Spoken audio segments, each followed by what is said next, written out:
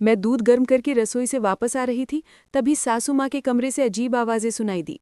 मेरी सास बार बार कहती थी, अब बस करो, मैं थक गई हूँ, मुझसे इतना नहीं होता, अब मुझ में ताकत नहीं है, तुम बहुत ताकतवर हो लेकिन मैं कमज़ोर हूँ। फिर जब ससुर की गुस्से भरी आवाज़ आई, ससुर कह रहे थे, चुप बैठो और ऐसे ही चलने दो। ये सब सुनकर मैं डर गई और अपने कमरे में आ गई। जब मैं सोने गई तो सोचती रही कि मेरे ससुर इतने ताकतवर कैसे हैं, काश मुझे भी ऐसा ही समीर चाहिए था।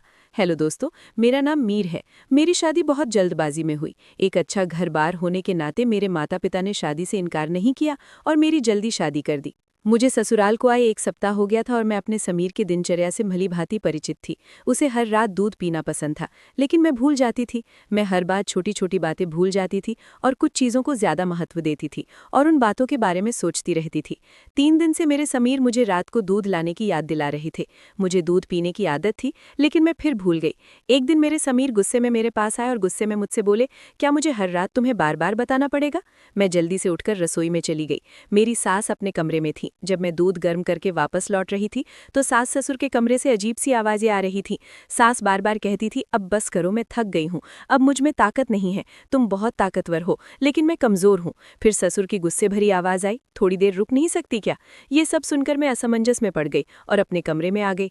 जब मैं सोने गई तो यही सोचती रही कि मेरे ससुर इतने ताकतवर कैसे हैं, मुझे भी ऐसा ही समीर चाहिए था, लेकिन मेरे समीर बहुत जल्दी थक जाते थे। यही सोचते सोचते मैं सो गई। सुबह जब मैं उठी तो मेरी सास रोज की तरह घर का काम कर रही थी। उसका व्यवहार बिल्कुल सामान्य था, ऐसा लग ही नहीं रहा था कि वो ये सब रात में कर रही हैं। मेरे ससुर एक दिन जल्दी ही काम से घर आए और तुरंत सास को कमरे में बुलाकर अंदर ले गए। मैंने खाना बनाया और अपनी सास को बुलाने के लिए उनके कमरे के पास गई। दरवाजे पर पहुंची तो उनकी आवाज़ सुनकर चौंक गई। रात का खेल फिर से शुरू हो चुका था। सास कहती रही, रुको, मैं थक गई हूँ। ये सब सुनकर मैं डर गई और वापस रसोई में आ गई। जब मैं रसोई में आई तो सोच रही थी कि मेरे ससुर ऐसा क्या खाते हैं जो इतने ताकतवर हो जाते हैं। आधे घंटे के बाद मैं वापस उनके कमरे में गई और फिर वही आवाज़ सुनाई दी। अब मैं सोच रही थी कि ससुर इतना शक्तिशाली होने का क्या राज होगा। अब मैं जानना चाहती थी कि मेरी सास उन्हें रोज़ क्यों मना करती हैं। 15 मिनट बाद सास कमरे से बाहर आई।